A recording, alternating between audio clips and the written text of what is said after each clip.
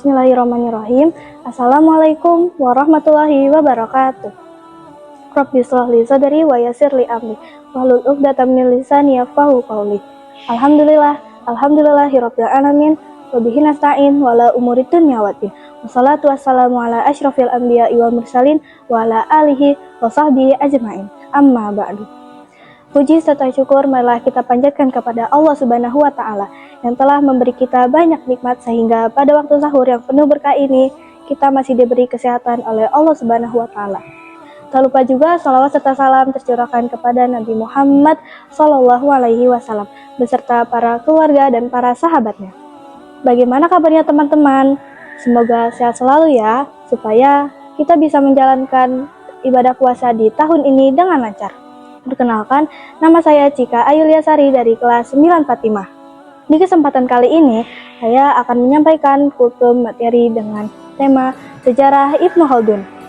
Teman-teman yang dirahmati Allah, apakah kalian tahu bahwa dalam sejarah Islam ada seorang tokoh hebat yang bernama Ibnu Khaldun? Siapakah Ibnu Khaldun itu?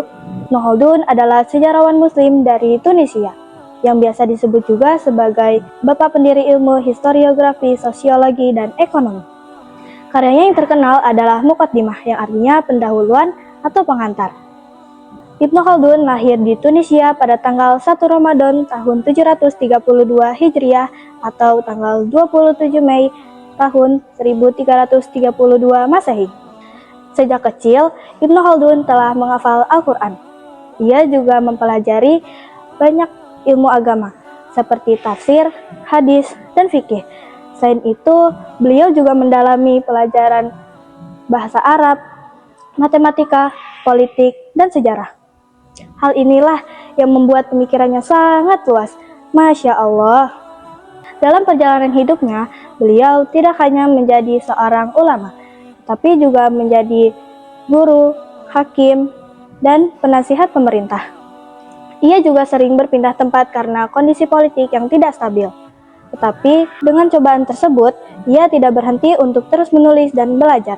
Justru dari pengalaman hidup inilah lahir pemikiran-pemikiran yang sangat mendalam tentang kehidupan masyarakat. Karya terbesar Ibnu Khaldun adalah Muqaddimah, menjelaskan bahwa sejarah harus dikaji secara ilmiah dan tidak boleh hanya berdasarkan kabar atau berita yang belum jelas kebenarannya.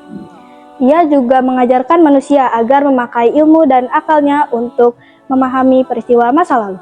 Ibnu Khaldun menegaskan bahwa ilmu pengetahuan adalah kunci kemajuan peradaban. Islam sangat memuliakan orang-orang yang berilmu, sebagaimana Allah Subhanahu wa Ta'ala berfirman, A'udzubillahi minasyaitonirrajim.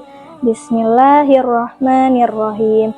Yarfa'illahu alladhina amanu minkum walladhina utul ilma darajat, yang artinya Allah akan meninggikan orang-orang yang beriman dan orang-orang yang berilmu beberapa derajat.